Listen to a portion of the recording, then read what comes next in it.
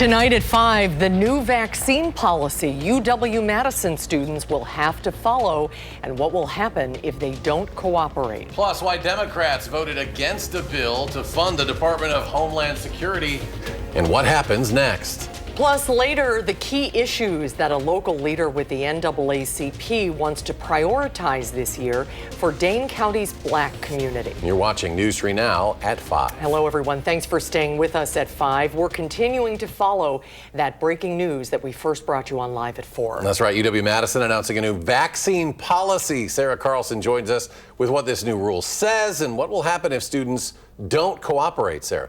Susan and Eric, UW students must now share their vaccination status for several diseases with the school. The 5 vaccines they're asking for: MMR, Tdap, chickenpox, ACWY, and hepatitis B. This comes nearly 2 weeks after UW-Madison learned one of its students was infected with the measles. So public health officials had to tell 4,000 people they may have been exposed. Students have to share their vaccination status with UW by March 12th, and if they do not, they won't be able to register for classes. In a letter to students, UW's chief health officer and the vice chancellor of student affairs said this information will give public health officials a better understanding of immunity among the campus community and also support the health of students at higher risk. And this is important. A spokesperson with UW-Madison says the school wants to reiterate this does not mean that students need to be vaccinated, so they won't be penalized for not having the 5 immunizations mentioned. Susan and Eric. All right, Sarah, thank you. Well, our warm-up continues, and Chief Meteorologist Alex Harrington joins us now with details on how long this will continue. Alex. It's going to continue all the way out into next week, perhaps as far out as Wednesday of next week. Past couple of days have been mentioning towards the end of each evening newscast. The temperatures are going up. We're going up, and now we're looking at 50s, if not mid-50s, by the time we get to Monday and Tuesday of next week. We can't rule out an upper 50 in parts of southern Wisconsin, especially for areas west of Madison. Temperatures tonight, where it says plan your night, right underneath it, it says average low 14. Our temperatures are going to be 10 degrees above normal for tonight, with clear to partly cloudy skies marching into Friday, the end of the week. High temperatures in the upper 40s to the lower 50s. Plenty of sunshine on Friday. What a nice way to end the upcoming work week. And let's look at those temperatures right now. Yeah, I know you can get it on the First Warn weather app on my phone over there, but I want to show you the difference in temperatures here. Influence of the lake off to the east, temperatures right around 29. That's normal, though, for this time of year. There, we just got an update, 34 here in Madison, but in the mid 40s off towards the south and towards the west, towards the Mississippi River. It's that warmer air that's on the way that we're tracking, 40s to near 50 on Friday. A warm weekend with those 50s. And first, to let you know again, we could have some thunderstorms next week. When that chance enters the forecast, I'll let you know when I come back in 10 minutes. All right, Alex, thank you. The Waterloo Police Department is investigating after a student brought a weapon to school. Police say they received word of this incident just before noon today. Officers responded and were informed that weapon had already been taken away from the student. They took the student into custody without incident. Waterloo Police say there's no danger to the public and no one else is believed to have been involved. The Waterloo Police Chief says his department will be referring appropriate charges. Now to a developing story. Monona Grove School District leadership is alleging that a former employee made fraudulent purchases worth thousands of dollars with the district's money. The police say they are investigating these allegations, but here's what we know so far. It was December 16th. Monona Grove identified questionable purchases that had been made. On the 23rd, a former district staff member admitted to making those purchases, and that set off a review. The review ended on February 4th when it was determined the former employee owed the district $38,000. The employee paid the district back on February 6th, the same day police learned about the incident and opened their own investigation.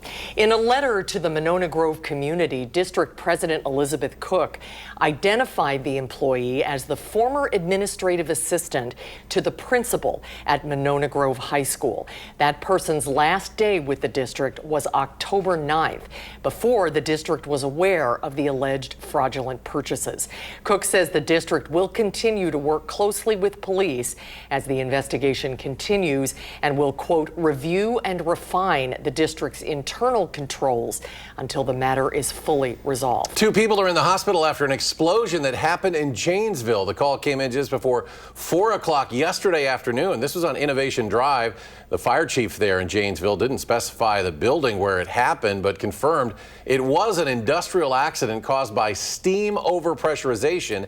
One person is at Mercy Health Hospital and the other flown to UW Hospital's Burn and Wound Center here in Madison. Right now, Madison police are asking for your help to find a driver that they say hit a pedestrian and then took off. This happened on December 27th at about 2:30 in the morning. Police say a man was walking in the area of West Wash at the Southwest commuter bike path when he was hit by a car. A passerby found him lying on the ground unconscious and called 911. Anyone with information about the driver should contact Crime Stoppers at p3tips.com. Amid an influx of questions about how to tell the difference between local police officers and those from other agencies, the Madison Police Department is making some changes. Plainclothes officers will now have to wear something that clearly shows they're members of the Madison Police Department. All unmarked squad cars now have a special placard hanging in the windshield signaling they're assigned to the Madison PD. They'll look like what you see here. Chief John Patterson says he hopes this will bring clarity to what people are seeing and experiencing in the Madison community. A shutdown of the Department of Homeland Security is all but certain now after Democrats in the Senate blocked a bill to fund the agency today. All other government agencies are funded through September. Democrats held up money for DHS, demanding reforms in its immigration enforcement operations. Those reforms were not included in the bill that the Senate voted on today. And while the Trump administration has announced the federal immigration crackdown in the Twin Cities will end soon, Wisconsin's Democratic Senator Tammy Baldwin says that won't stop deployments in other cities. I am not going to be a signatory to a blank check for this administration to wreak havoc on communities and endanger our neighbors. Earlier today, Wisconsin's Republican Senator Ron Johnson weighed in on the immigration enforcement in the Twin Cities, accusing Minnesota's Attorney General of contributing to the deaths of the 2 U.S. citizens shot by federal agents in Minneapolis. Yeah, sit there and smirk. Smirk. It's sick. It is despicable. Are you asking me for comment, Senator? Because everything you said was untrue. It was a nice theatrical performance, but it was all lies. Senator Hassan. You disgust me. The deadline to fund DHS is tomorrow night, so there is technically still time to prevent a partial government shutdown. GOP leader John Thune says he'll call senators back to D.C. if Democrats and the White House come to a deal. Well, now to continuing coverage of a protest over data center proposals at the state capitol. Protesters concerned about the issue are calling today a day of action, and our Nash Dara has the story. Here outside the Capitol, several groups and dozens of other protesters have gathered in opposition to expansion of data centers throughout Wisconsin. People over profits. Communities across the state have seen data center proposals and construction, creating an influx of resistance as many hope plans are rejected due to energy costs, water usage, and lack of public oversight. The long-lasting impact that data centers have on communities and on the environment, that it's really important to just take a step back and reevaluate, and let's learn more about the implications that these projects have on communities. Protesters would later proceed inside the Capitol, where they were joined by organizers and local representatives who shared their interests and concerns. This is about community power and returning community control to folks all across the state. I am so incredibly grateful because I have not seen this type of bipartisan opposition to corporate control. Our natural resources are not for sale. Our health is not for sale. Our shared future depends on all of us fighting right now. Senator Chris Larson also spoke, saying he introduced a piece of legislation today in conjunction with other legislators. We are putting a pause on these data centers moving forward in our state, that we are putting forward a moratorium until all of the questions that you have are actually answered before we move forward. We reached out to several cities where data centers are located and/or proposed and have not heard anything back. Proponents of data center expansion say it will create more jobs as well as generate more revenue for the state. For now, outside at the Capitol in Madison, Nash Dara, News 3 Now. All right, Nash, thank you. Currently, negotiation continues for data centers in both Janesville, also in Beaver Dam. Still ahead tonight at 5, we continue to highlight local stories to celebrate this Black History Month. Kyrion Lee sits down with the Dane County chapter of the NAACP to talk about his priorities for the local Black community in the year ahead. Plus, the warm temperatures continue to melt southern Wisconsin's snow and ice. When we're back, Alex rejoins us with whether we could see that snow come back anytime soon. Stocks take a bit of a dive in Thursday trading on Wall Street as the Dow falls more than 669 points and Nasdaq tumbles 469. S&P 500 loses 109, and we'll be right back.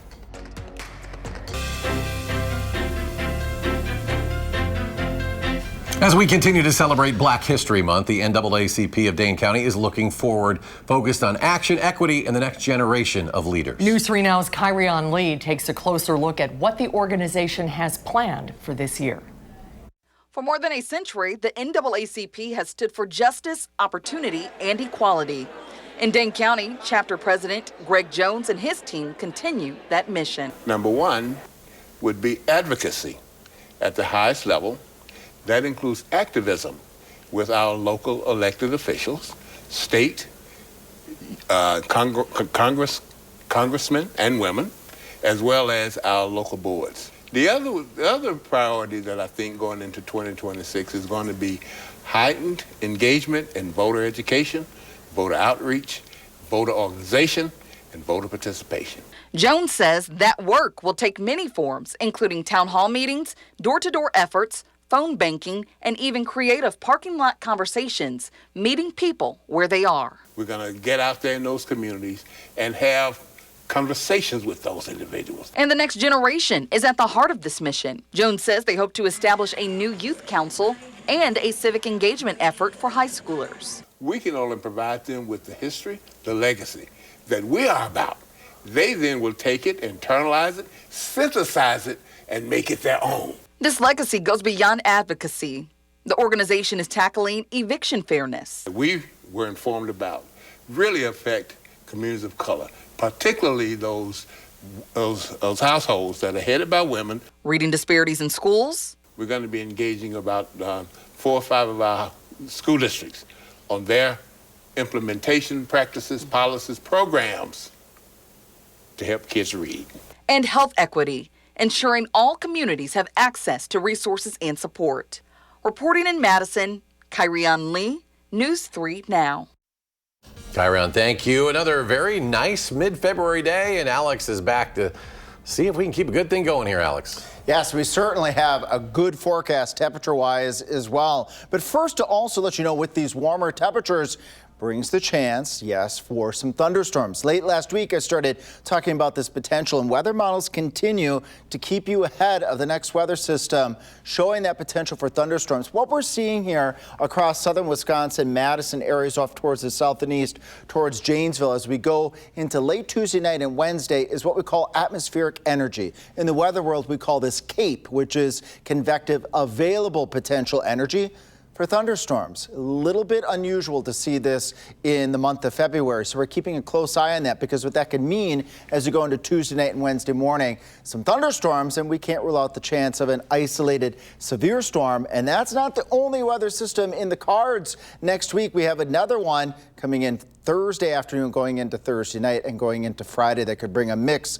of rain and wet snow. And here's something I haven't shown this in ages. You would be shocked. We've got snow out there, although it's melting. A lot of southern Wisconsin still dealing with drier than normal conditions. Even areas Darlington, Monroe, Reedsburg, Arena, Mesa, Maney, Mount Horeb, you are having moderate drought conditions right now, and it's February, and you don't want to go into the planting season with a drought, no doubt.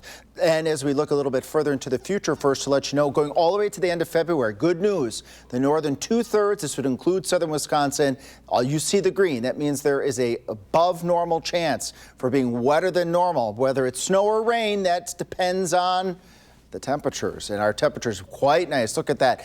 50s going on into next week. I'm not going to be shocked at all to see upper 50s as we head into that Monday, Tuesday time frame. And I keep emphasizing this graphic because I think it really helps to tell the story of us climbing out of below normal 10 days ago all the way to the next 10 days. That yellow line on the right of the screen, all well within the red area. That means above normal to well above normal temperatures on the way, and that would include those 50-degree temperatures. Temperatures tonight, 10 degrees above normal, in the 20s to right around 30. Then we'll do 40s to near 50, if not above 50 on Friday, so get ready to enjoy that. And light winds, too. That's even better when you have these mild temperatures going on into Valentine's Day in the 50s, low to mid-50s going on into early next week. And again, heads up, Tuesday night going into Wednesday morning, we could see some thunderstorms in southern Wisconsin, followed by that rain event going Thursday night into Friday of next week that could end as some breezy conditions and some wet snowflakes. We're keeping a close eye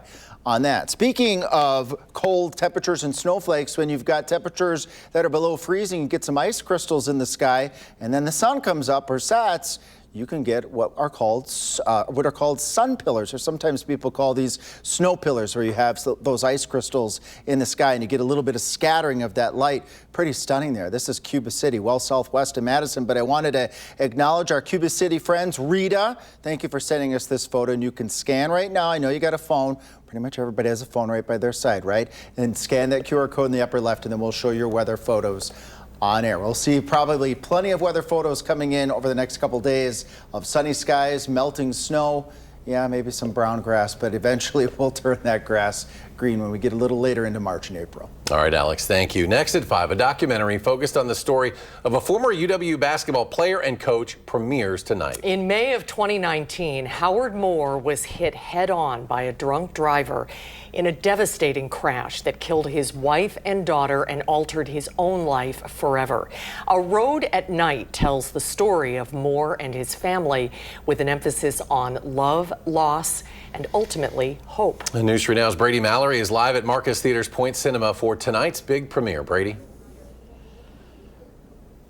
Well, at most movie premieres, you expect to see the likes of Meryl Streep, maybe Tom Cruise. They're not here tonight. That's okay, because the star of our community, Howard Moore, is. He just got here a little bit ago, and tonight he deserves the spotlight. But right now, I want to say hi to one of his friends and former teammates, Rashard Griffith. What does tonight mean to everyone who knows Howard, and for yourself, too? It's a special night, emotional night. To sit here, especially special because this is the first time Howard's been to the event. I was at the one at Union South and the one at the Barrymore, so I've seen it twice.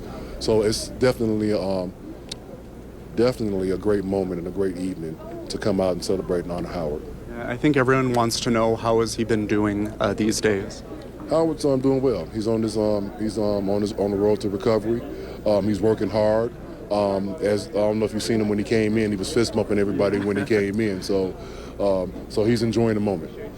You know, you were part of the team as a former Badgers who, I mean, you guys were kind of like the fathers of how we view the basketball team now. You brought the team to the NCAA tournament for the first time in like 47 years.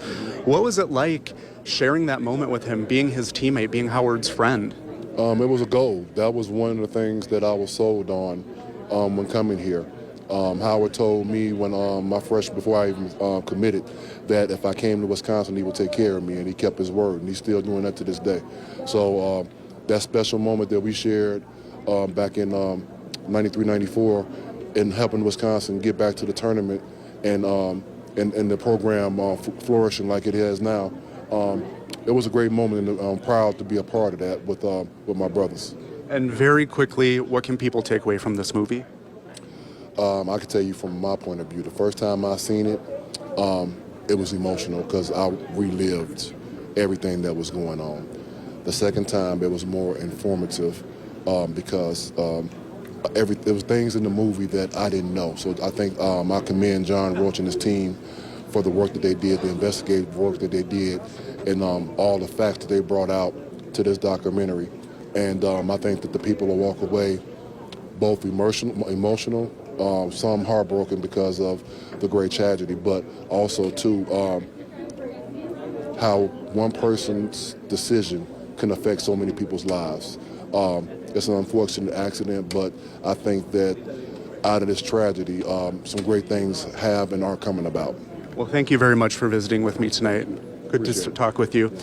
And you can see A Road at Night all throughout this weekend. Check your local listings. You got to see this movie, but we will be bringing you some more sights and sounds from this big premiere night throughout our show, our evening newscasts on News 3 Now at 6. Back to you in the studio. All right, Brady, thank you. Always good to see Richard as well. Thanks to him as well. And still ahead, the Super Bowl. It has come and gone. Our Packers senior writer Jason Wilde, though, tells us how the Packers front office is already laser focused on next fall. The Super Bowl on Sunday officially ended the NFL season, but teams like the Packers had long before shifted their focus to what's next. Our Packers senior writer Jason Wilde has more from Green Bay. The new NFL league year doesn't officially begin until March. There's no ball that drops. It just starts in early March. But it actually starts now. The Super Bowl is past, and teams that weren't playing in the Super Bowl have already started looking ahead to the 2026 season. The Packers are no different. They have a long list of free agents that could be departing. They have decisions to make on some players who are underperforming their existing contracts. And they have a draft to get ready for in which they won't have a first-round pick because they traded for Micah Parsons. The Packers will be different in 2026 than they were in 2025. And GM Brian Gutekunst knows there's plenty of work to be done, and it starts now. Every year's a new year. It's its own year. So certainly in the National Football League right now, particularly with the coaching changes and player movement, every year is a different year, and this will be no different. We've got a lot of work ahead of us, but really excited about Jonathan Gannon and the people we're going to be bringing in to kind of fill the role that Jeff Hafley had here last year, which is our big shoes to fill. But really excited for him and his new opportunity. But no, I think every year is on its own, and we got to start from the beginning, and we got to build our foundation, and then I think take a long look at some of the things that we haven't been doing the last 2 years and try to be better there. As Gutekunst mentioned, the Packers have a new defensive coordinator. Having lost Jeff Hafley to the head coaching job of the Miami Dolphins, they hired Jonathan Gannon. We'll see how his scheme alters what Brian Gutekunst does from a personnel perspective. We've got more on that and everything else Packers on our website, channel3000.com. And while you're there, remember to sign up for our Packers newsletter, which delivers our coverage directly to your inbox. In Green Bay, Jason Wilde, channel3000.com. Thanks for watching, folks. We'll see you in 30 minutes on News 3 Now at 6.